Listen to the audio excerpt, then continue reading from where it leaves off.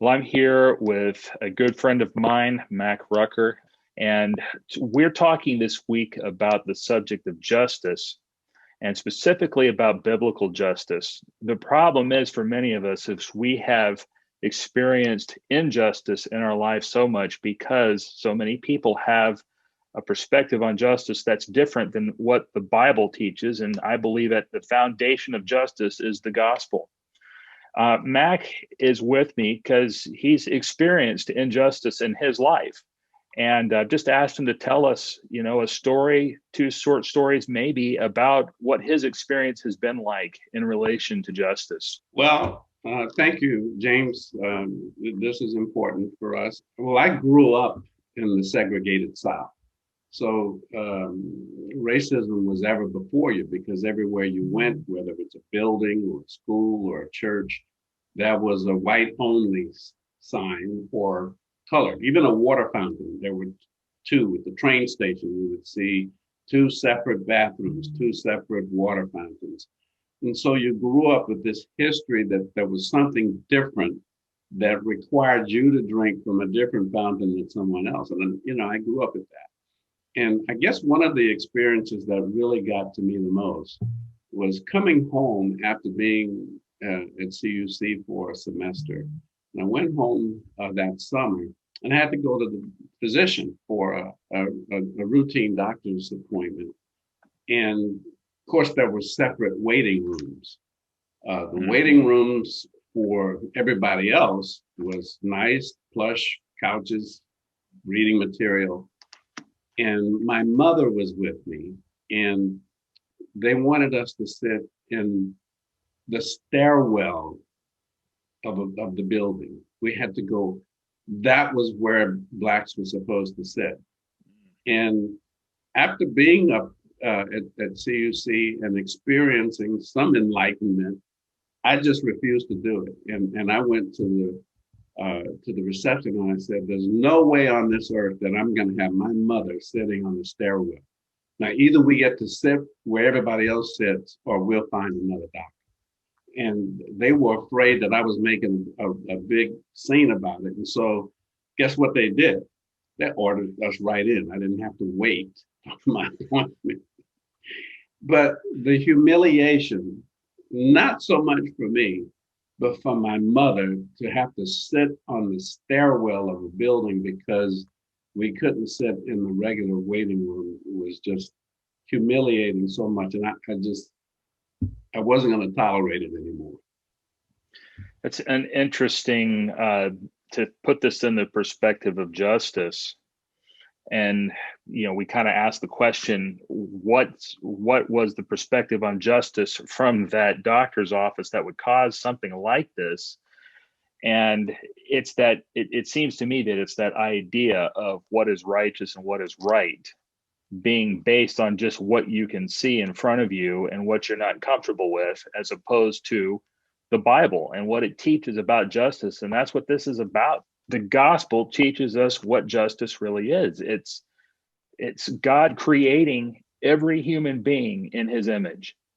And if we don't see each other as being made in God's image, we've already ruined justice, haven't we? Exactly. In that environment, in a segregated environment, justice meant, and here's an old expression that we used to say, and old timers will remember, but in terms of justice, if you're white, you're right. If you're Black, get back. If you're brown, stick around. And, there were all kinds of little sayings like that you grew up and remembering. Getting on the bus, you had to sit in a certain section. And that's why when Rosa Parks did what she did, when she refused to do that, there came a point where we just were tired of it and we were going to do something about it. We couldn't even visit the white church in the community. A couple of students went one day just to have church there, and they told us, "Oh, well, your church is over on South 14th Street." It's a humiliating, frustrating experience, and it reached a tolerance level where we said we're not going to take it anymore. When that's happening, you mentioned that the feeling of humiliation. How do you even cope with something like that? Well, I learned, I guess one of the most horrifying experiences was when after Dr. King was assassinated, the riots in Washington, D.C. happened. And there were several of us, Black students at CUC. And but there was an element of the campus that was racist, really. I mean, and I think what happened was one of the students ran through the campus with his car, holding up a rebel flag, saying, "We got him! We got him! We got him!" And talking about Dr. King had been assassinated, and so it was an interesting experience because it almost led to a confrontation on the campus at CUC. Dr. Bevan, who was the president at that time, was very conscious of what to do, and he just pulled all the students together in the lobby of the dormitory at CUC, and we had a discussion on race relations, and right there until 2 o'clock in the morning one night, which really changed the whole mood. But prior to that, about 5 or 6 of us had gone to the home of Elder C.D. Brooks. Elder Brooks at the time was the evangelist for the Columbia Union Conference, but he lived in D.C. And we called him and told him what was happening.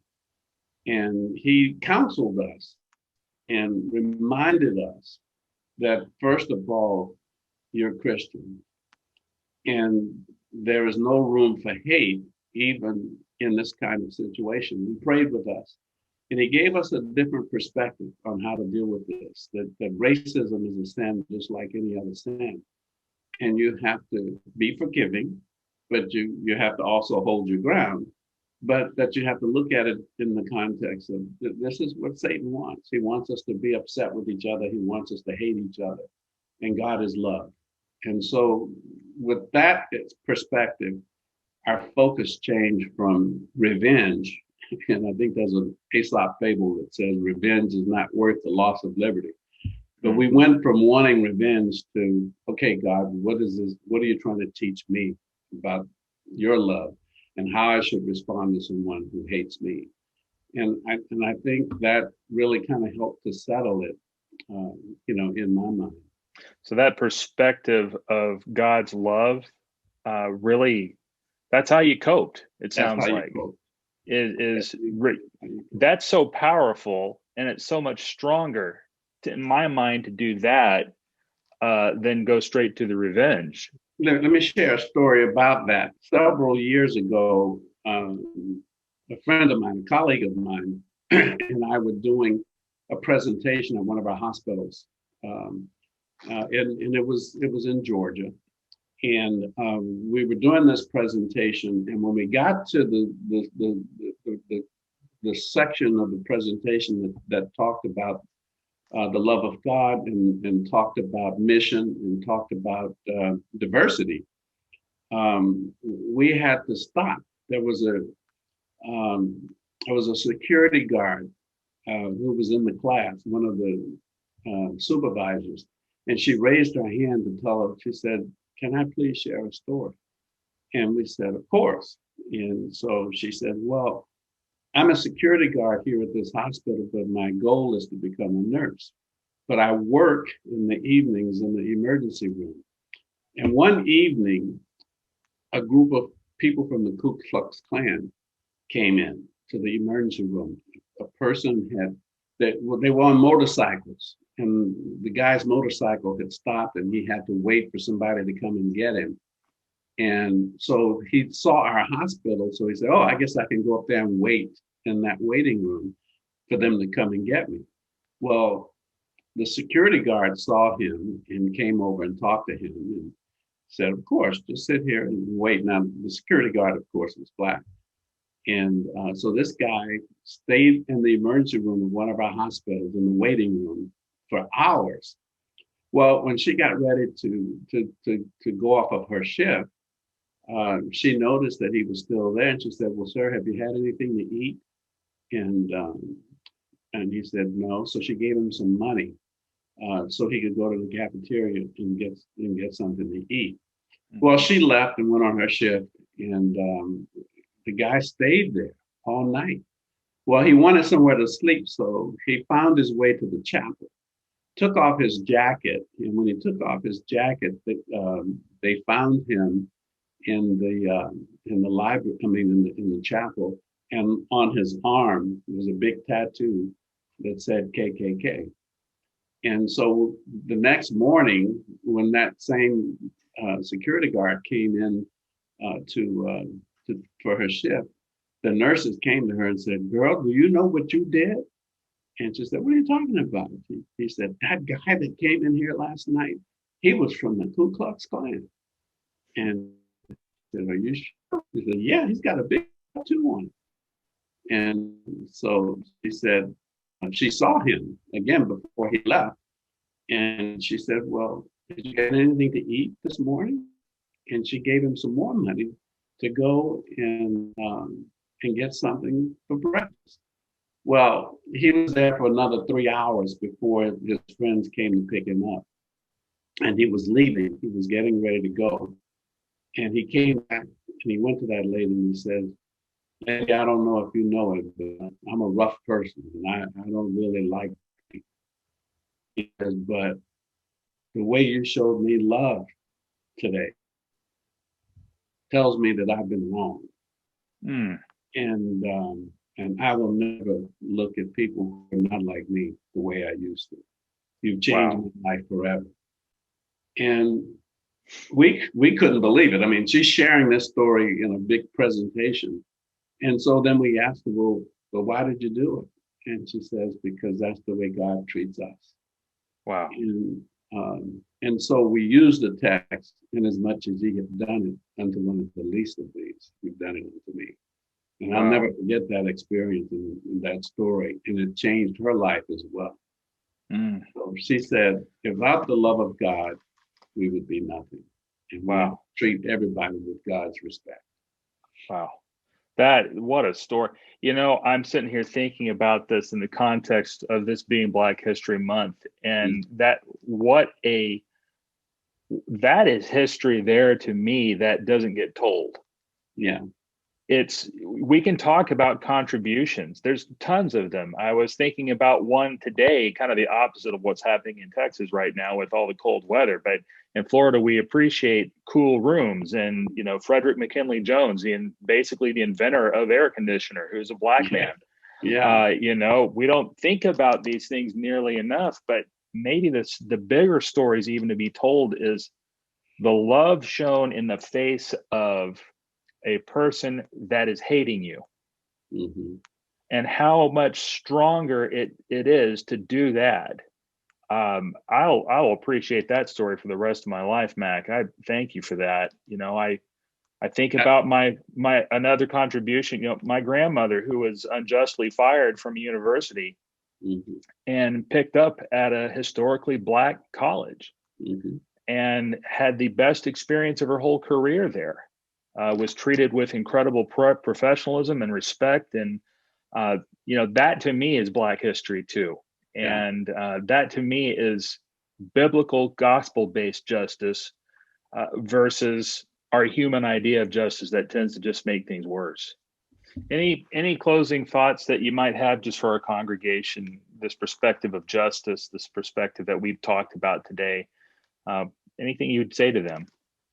Well, our way out is to live like Jesus. You know, what do you think Jesus would have been? He probably would have been an outsider, Yeah. because I mean, here he is talking to a woman. He's talking to a Samaritan. He's engaging with a Roman centurion. I can just imagine that Jesus would have been looked on a whole lot differently in our society today as what's wrong with him. But the perspective is Jesus responded to everybody. He always looked for the person the least and always wanted to share God's love with them. And Mm. I think for us, and that's why our mission is so important. to extend the ministry of Christ to our community with hope and wholeness. People are looking for hope. So now may the God of hope fill you with all joy. And I think that's when we have that hope looking to God, it fills us with the joy that we can live a life for Him in spite of our differences.